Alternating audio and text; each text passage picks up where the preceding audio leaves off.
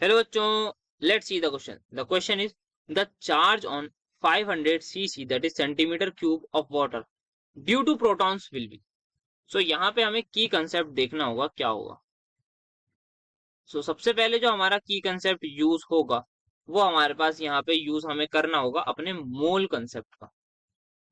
यहाँ पे हमारा पूरा पूरा मोल कंसेप्ट यूज होने जा रहा है. How we are going to apply वो हमें देखना. यहाँ पे हमें दे रखा है 500 centimetre cube water. 500 centimetre cube water is nothing just equal to 500 ml of water, and we all know density of water is equals to 1 gram per ml. So clearly I can say density is equals to mass upon volume होती है. मेरे पास जो mass of water है वो मुझे दे रखा है 500 ग्राम. इस डेटा से मैं ये निकाल सकता हूँ. अब मुझे बताना है कितना चार्ज आएगा प्रोटॉन्स की वजह से. Now let's have a look. एक वाटर मॉलिक्यूल है मेरे पास. इस वाटर मॉलिक्यूल में 2 हाइड्रोजन के एटम्स हैं और एक ऑक्सीजन का एटम. तो 2 हाइड्रोजन एटम है, एक ऑक्सीजन एटम है. एक हाइड्रोजन में एक इलेक्ट्रॉन एक प्रोटॉन होता है. यहाँ पे हाइड्रोजन 2 हाइड्रोजन पे मेरे पास 2 प्रोटॉन्स होगा एंड ऑक्सीजन पे क्या होता है 8 इलेक्ट्रॉन एंड 8 प्रोटॉन. यहाँ पे मेरे पास 8 प्रोटॉन्स हो गए. टोटल मेरे पास वाटर मॉलिक्यूल में कितने प्रोटॉन्स हो गए 10 प्रोटॉन्स हो गए. मेरे पास एक वाटर मॉलिक्यूल में 10 प्रोटॉन्स हो गए. अब चार्ज ऑन 1 प्रोटॉन देखते हैं हम क्या होता है. चार्ज ऑन 1 प्रोटॉन कितना होता है.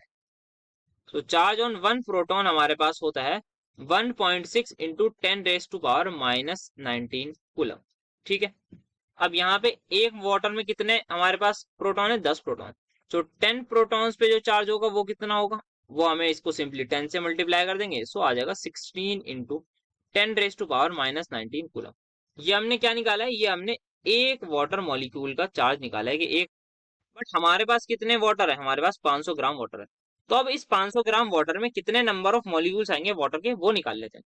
हमारे पास गिवन वेट हमें दे रखा है 500 divide by molecular weight of water is 18. इसको हम इक्वेट कर सकते हैं एवोगैड्रो नंबर से. एंड एवोगैड्रो नंबर की मैं वैल्यू यहाँ पे पुट कर सकता हूँ 6 इंटू 10⁻23 ताकि थोड़ी सी कैलकुलेशन अप्रोक्सीमेशन हो जाए. बिकॉज यहाँ पे ऑप्शन सारे दूर दूर है हमारे पास काफी ज्यादा. अप्रोक्सीमेट कर सकते हैं. यहाँ पे 6 1 जा, यहाँ 6 3 जा. यहाँ पे number of molecules of water मेरे पास फाइनली आ रहे हैं 5 into 10⁻25 divided by 3.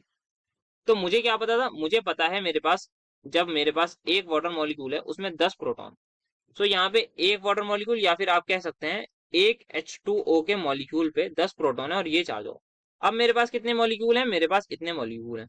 5/3 into 10⁻25 molecules of H2O पे जो चार्ज होगा वो कितना होगा, यहाँ पे लिख सकते हैं चार्ज ऑन इतने molecules is equals to 5/3 into 10⁻25 को we have to multiply with 10 into 10⁻⁻19.